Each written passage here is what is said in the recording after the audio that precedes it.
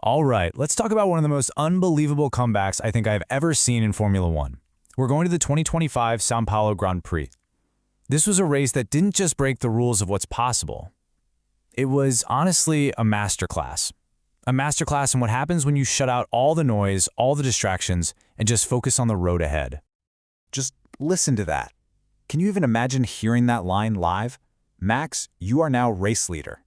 The sheer disbelief in the commentator's voice says it all.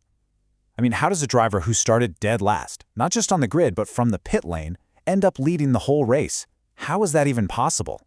Okay, let's get into it. So, to really get a grip on Sunday's miracle, we've got to go back. We have to rewind 24 hours to qualifying, because this whole story, this incredible comeback, it doesn't kick off with some heroic moment. Nope, it starts with a total shocking failure. Man, you could just feel the tension in the air. Everyone watching, everyone in the paddock, they knew something was seriously off. That Red Bull car, it just looked wrong. It was unsettled, almost skittish. It was like it was fighting Max every single time he tried to turn the wheel. This was not the dominant, planted car we all know. And here's what Max himself was screaming over the radio. You can just hear that raw frustration in his voice, right? No grip, nothing. He's telling his team the car's undrivable. He can't push, he can't attack a single corner. For a driver like Max, that's like telling him to run a marathon on a sheet of pure ice. It's just impossible.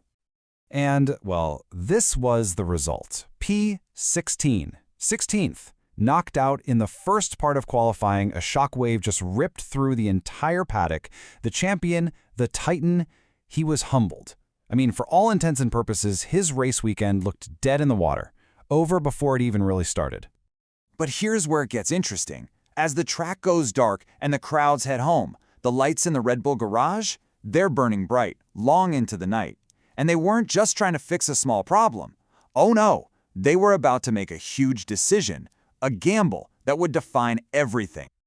So, they made a call, a really bold, no-turning-back kind of call. They decided to just blow up the rulebook, break what's called parc fermé, which is where you have to lock in your car's setup. They completely tore the car apart, threw in a brand new engine, and totally redid the suspension.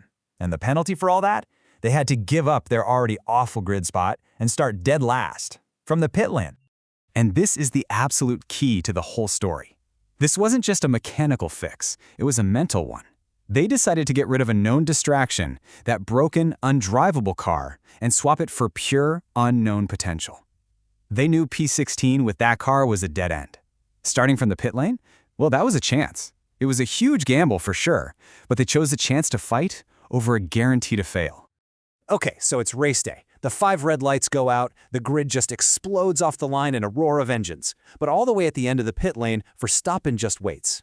In silence. It's only when the very last car screams past that his light finally turns green, and now, the hunt is on. And you know what? That midnight gamble? It worked. The car was alive. It was like a completely different machine. He wasn't just driving. He was on a mission, carving through the back of the pack, diving down the inside here, sweeping around the outside there. That nervous, broken car from Saturday was gone. This was a weapon.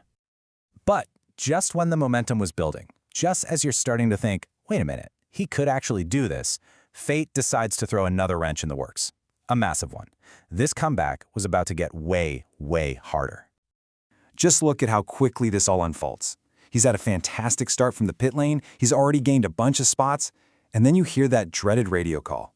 We think we picked up a puncture. Ugh. He has to dive into the pits, and just like that, all that hard work is completely erased. He comes out of the pits even further behind than he was before. Okay, so let's just recap. A disaster in qualifying, an unlucky puncture right after an amazing start. For pretty much any other driver, that's it. Game over. You'd break. But for Max, it's like it just wiped the slate clean. It's like all the distractions, all the bad luck was finally out of the way, and there was only one thing left to do: drive. And that is exactly what he did. With a fresh set of tires on the car, he was like a storm unleashed. The hunt was back on, but this time, you could feel this chilling intensity even just watching on TV. It was something else.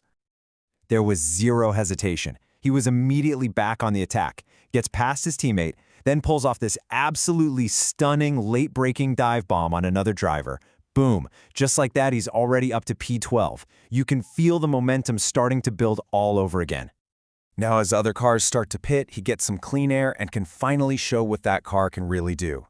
He just sails past the legendary Fernando Alonso and he is back in the points. Think about that. From the pit lane, with an extra pit stop, and he's already up to P9. At this point, the charge just feels unstoppable. Now he's just slicing through the midfield, and the precision, it's just unreal. Every single lap, another car is just a memory in his mirrors. The timing screens are lighting up purple, sector after sector, and he's into the top 5. Suddenly, the impossible is starting to look, well, possible.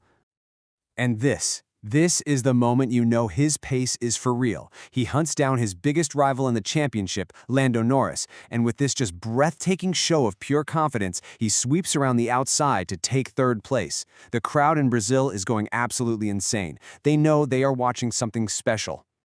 And then it happens. We hear that line again, the one from the very beginning. The leaders 1 and 2, they make their scheduled pit stops. The timing tower refreshes, and the impossible becomes reality. Max Verstappen, the guy who started from the pit lane, is now leading the Brazilian Grand Prix. Now, of course, he still had to make his own final pit stop, so the lead wasn't permanent. But after he did, Verstappen had one last charge to make. One final climb out of the shadows to grab an absolutely unbelievable result. So he comes out of the pits, and he is right back in the fight. And you can see just how tight it was for that podium. But with just a few laps to go, he pulls off another incredible move, this time on George Russell, and he secures third place. From the pit lane, after a puncture, to the podium. Just an incredible, inspired drive. And this is what he said after the race. It's so simple, right? Never give up. But it says absolutely everything. It wasn't about the disaster from the day before. It was all about the relentless, non-stop fight of today. You just keep pushing, no matter what. And really, that's the big takeaway from this whole thing. He stripped away all the noise, right? The terrible qualifying, the puncture, the pressure, all of it. He just focused on one thing, the car in front of him. And that's such a powerful lesson for all of us. When you can eliminate all those distractions and just focus on the very next step, you can overtake anyone. So it kind of leaves us all with a question, doesn't it? We all have our own setbacks, our own pit lane starts in life. The real challenge is to figure out what our distractions are, to get rid of the noise, and to just focus on the drive. So ask yourself, what pit lane are you starting from, and who are you ready to overtake next?